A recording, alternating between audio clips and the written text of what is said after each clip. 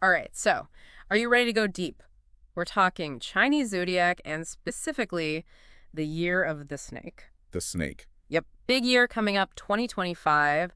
Our listener wants to know all about it and sent us this great article to, get us started. We're going to cover a lot. Okay. Like, what does it actually mean to be a snake, personality-wise? How does the Eastern view differ from, how we see snakes in Western culture? And get this, we're going to talk elemental snakes. Interesting. Yeah, buckle up. Okay, so in the West, we tend to see snakes as like kind of dangerous, right? Like Yeah. the Garden of Eden story or Medusa, that kind of thing. But in the East, it's totally different. Yeah, snakes in Chinese culture, they're not inherently good or bad. They're more complex, kind of reflecting the duality of life itself. Yeah, it's like a complete flip. Like in the East, a snake shedding its skin, that's seen as a symbol of transformation and renewal. Right? It's powerful imagery. Represents that cyclical nature of life, death, and rebirth. Snakes are wise. They hold these deep understandings of life's mysteries. Definitely not the scary, tempting creatures from Western stories. So, how is all this different view of snakes? How is that reflected in the personalities of people, born in the year of the snake, especially those born in 2025? Well, people born in the year of the snake are they're often described as intelligent, perceptive, and they have this charisma, this magnetism. They're also strategic thinkers. Okay. That makes sense. Snakes are seen as stealthy and calculated, but the article also mentions they can be mysterious and reserved and even a little manipulative. How do those like opposite traits exist together? Well, remember, the Chinese zodiac, it doesn't give us a set-in-stone personality definition. It's more about, potential and tendencies. These traits can show up in lots of different ways. Depends on the person, right? So someone born in the year of the snake could be a great leader, inspirational, but they could also use their charisma, for bad. Exactly. It all comes down to choices. It's almost like chess. The snake's always thinking several moves ahead. Okay. I like that. The article also talked about 5 elemental snakes. What are those? Ah, yes. Now, this is where it gets really interesting. So in Chinese philosophy, you have the 5 elements: wood, fire, earth, metal, water. They're the fundamental forces of the universe. And each of these elements, it influences the snake sign, creates variations. So it's not just about being a snake, it's about what kind of snake you are. Precisely. It's the nuances, how these elements, work together. For example, a wood snake, they might be drawn to creative things, writing, art. A fire snake, though, they're going to be more passionate, driven, maybe even a revolutionary. Wow. That's really fascinating. I want to learn more about these elemental snakes, how they affect personality. Well, let's dive in, shall we? We'll start with the wood snake. Yeah. Imagine, imagine someone with the growth and flexibility of a vine, someone who communicates with grace and brings ideas to life. And the wood snake is all about that creative expression, using communication, to make things happen. They might be drawn to writing, art, maybe even diplomacy. Using their words to bring people together. Yeah, like a storyteller, right? Someone who can just pull you in. Exactly, bringing ideas to life. Think about Nua. Nua. She's this serpent goddess from Chinese myth. She created humans, from Yeah. clay. That's the wood snake energy. Wow, that's a powerful image. So someone born in 2025, a wood snake, what kind of impact could they have? Well, 2025, that is a wood snake year. So their influence, it could be amplified, right? They might be leading these new art movements or social change, using creativity to shape the future. That's pretty exciting. So, okay, what about fire snakes? What are they like? The fire snake, that's a whole different story. They're passionate, driven, very independent. Where the wood snake is subtle, persuasive. The fire snake is, they're bold, direct. So more like a revolutionary, Yeah. not a diplomat. Yeah, exactly. They challenge everything, break down those barriers. They're the rock stars, the entrepreneurs, the ones who take risks. But doesn't all that passion, doesn't it lead to burnout? Oh, for sure. Yeah. That's the challenge for them. Learning to harness that intensity, channel it.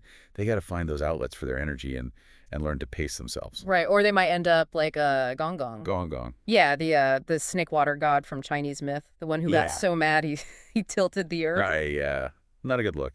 But, fire snakes, they can also be amazing. They can be that catalyst for change, inspire others. Okay, let's move on. Earth snake, what about them? The earth snake is grounded, practical, Hmm. methodical. They crave stability, security, Sure. but they also really appreciate nature, the simple things. So less about, revolutions, more about steady progress. Right. Earth snakes are planners, organizers, the builders. They're thoughtful, deliberate. They sound like they'd be good with finances or building like a sustainable business. Absolutely. Structure and stability, that's them. Yeah. They're also they're known for their loyalty. Makes them good friends, good partners. The article, though, it said they can overthink things, get Hmm. stuck. How do they get past that? That's the challenge for them, learning to trust their instincts, take Hmm. action even when they don't have all the answers. Life's uncertain. Sometimes you just gotta learn by doing. Find that balance, planning and action. Exactly. And that balance, it'll be especially important in 2025, Yeah. the energy of that wood snake year, it could push them to try new things, get out of their comfort zone. Makes sense. Okay, metal snake. What about them? Metal snake, sharp mind, Mm. analytical, focused. They're curious, always want to know the why behind things. So they're like, how do things work? Maybe they go into science or engineering. Oh yeah, methodical, great problem solvers. They're also drawn to logic, order.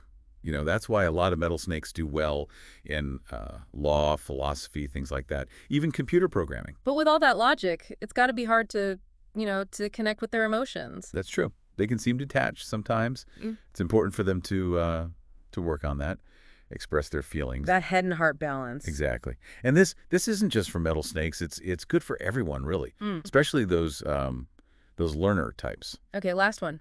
Water snake. Tell me about them. The water snake, they're the most adaptable, intuitive, perceptive, insightful. They sense things, like the undercurrents in any situation. Like a psychic snake? Kind of, yeah. Yeah. Really attuned to their surroundings. They pick up on things others miss, and they're resourceful, can handle tough situations. So they're the ones who always land on their feet. Exactly. They're resilient. Go with the flow. Yeah, that adaptability, that's going to be a good thing, right? Especially these days. Everything's always changing. Oh, absolutely.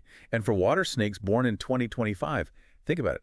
The energy of that wood snake year, it's all about transformation, right? So those water snakes, they might be drawn to careers that involve, maybe travel, diplomacy, working with all sorts of different people. Yeah, like building bridges between different cultures or working in international relations. Exactly. Understanding different perspectives, finding that common ground. And their intuition, it helps them anticipate those challenges, adapt. It's pretty amazing. All these elemental snakes, they all have their own strengths and their own challenges too. That's true.